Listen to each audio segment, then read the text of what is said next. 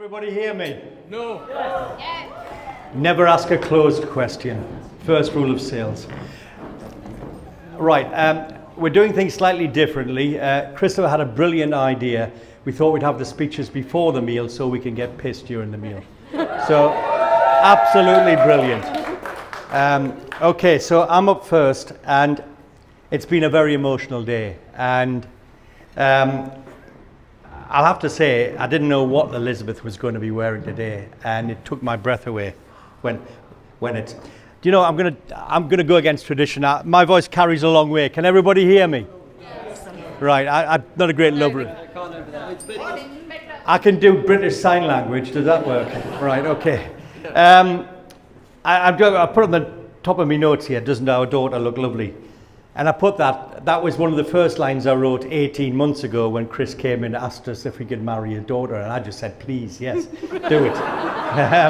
For God's sake, they're already living together. So anyway, right, so I'm up first. If you didn't know, I'm the father of the bride, or at least that's what the name says on the birth certificate. And it all goes downhill from here.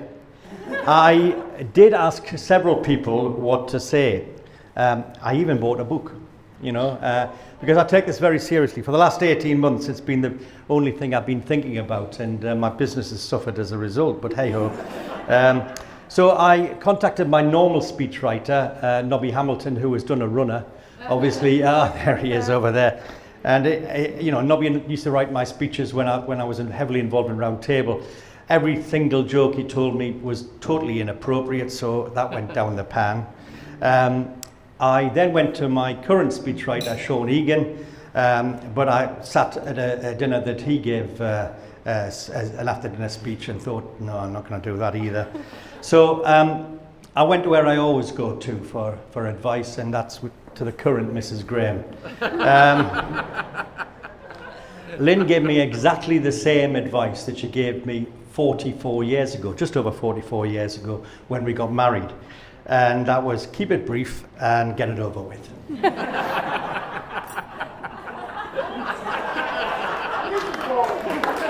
All right. She's not going to like this next one. We like to think that we started the trend of getting married on a weekday because we got married on a Tuesday. It wasn't as grand as this. Blood and Roll wasn't. It was at Lynn's parents' house. There were 30 guests and a shotgun. No, she told me not to do that.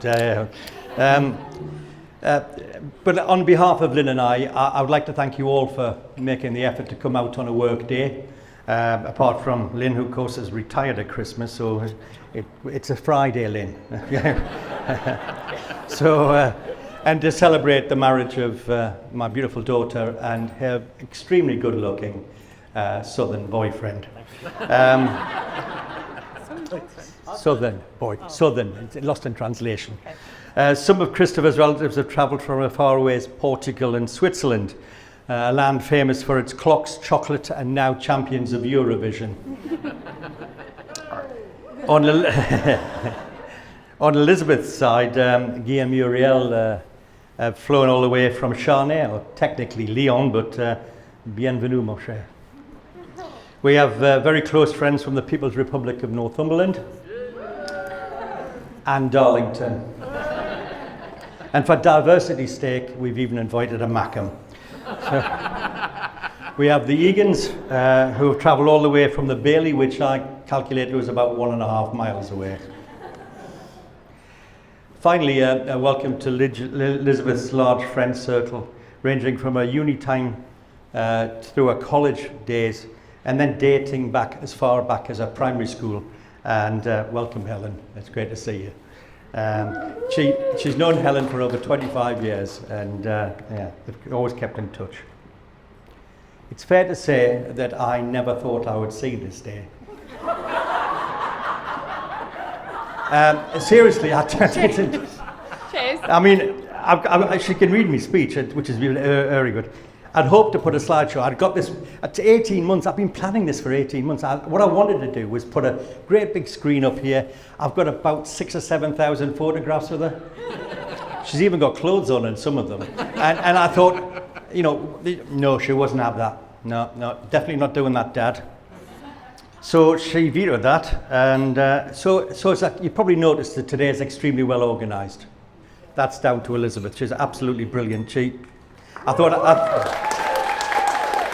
thought I could organise things, but by the way, this does go on for 45 minutes. So yeah, 5 minutes in, am I? Right, okay, that's 40 minutes to go then. Anyway, she vetoed that. She said, I want to see your speech as well. I want to see your toast. Anyway, I gave it to her, and she laughed all the way through. I thought, brilliant, brilliant. She loves it. I said, you like it then? She said, no, it's shit. She's very articulate. Are you laughing? I said, are you laughing? She said, I know, Dad, but your spelling's terrible. Thank you. Elizabeth was a strong-minded, confident child, born in Ashington, famous for the Charlton brothers, Steve Harmison, the cricketer, and me. She walked at 9 months and was always very active, starting at tumble tots. Do you remember that? Yeah. It's amazing. And then on to swimming, which she excelled at. I mean, she really was a superb swimmer. And 5 times a week to Windsor was a bit of a chore, but hey-ho, she gave it up at 13 to pursue other sports, rowing, cricket, and more. She tended to start a lot watching live music. But she always gave 100%. She doesn't know how not to give 100%. Apart from jogging, you're not very good at that, are you? No. And that's part of the amazing work ethic that she's had. And it's been an absolute joy watching her grow up and excel at everything she's done at. However, her great love is from the age of 4, she started skiing. And she starts in the slopes of Grand Bonnot with David and Sophie and her Uncle Guy over there, who taught her how to ski. We taught both of them how to ski, actually. To be fair, he taught David and I as well, but hey-ho. And he showed great patience with them. And you know what? It seems like only yesterday, and I was looking at photographs a couple of months ago as Sophie's daughter, Harriet, was learning to ski as well. And it's the circle of life, as Elton John would say. Anyway, there were never any boys on the horizon. Never. I'm sure there must have been, but I blocked that out. I do remember some lurkers. There's always lurkers, aren't there? But they never crossed the threshold. She did bring an Australian home in a gap year, and I blame those two over there. The pair of them went to Australia. Well, the three of them went not Australia. You went to the US, didn't you? Thailand. For a month. No, you went to Thailand later, but you went to US, and she brought home an Aussie, but he only lasted a day. So anyway, uni came and went. My lasting memories of that period was a phone call. Now, you remember what I was talking about, the sporting excellence? You know, brilliant, brilliant, brilliant. She rang me up, she says, I've just done the Otley Run. I said, how far was that? She says, 16 pubs. And by that time, she had met Harriet Taylor. Bad influence, that one. Bad influence. No sign of any romantic influence, though.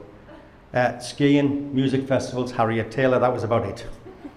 COVID, and all of a sudden, there was this bloke being talked about. Then Lynn said to Elizabeth was bringing this guy home. That was a shock. It was a lovely day, and Elizabeth brought Chris into our garden, and I began to know him. He was very nervous. Lynn does that to people. But after a few drinks, he seemed to relax. And it's fair to say, you got as relaxed as a newt, didn't you? Yeah. I took to him straight away. He's so much going for him. Chris is a rare animal in these parts. He's a southerner who doesn't support Manchester United. Even rarer, he supports the team where he's from, and that's a great credit to you, Tim. It's a shame it's Oxford United, but hey, you can't have everything. So he also likes cricket, and he knows a great deal about wine, which is good because that's what he does for a living. So he ticks all those boxes with me. But the most important thing, and I saw it again today, when he looks at Elizabeth, he absolutely adores her. And that's it. As a parent, that's all you want. You want your daughter or your son to be in love with the person that they're marrying. Now, I've got another wedding in September here where these two are getting married. So fortunately, I don't have to speak at that one.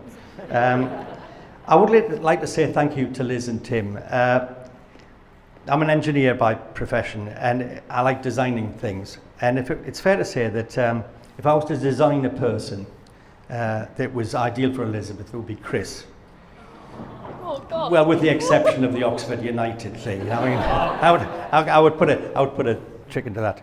So that said, I've overspoke, but I would like you to raise a glass, and the toast is Elizabeth and Chris, the bride and groom.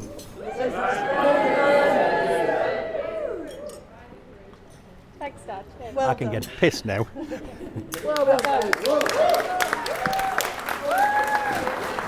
I switched it off.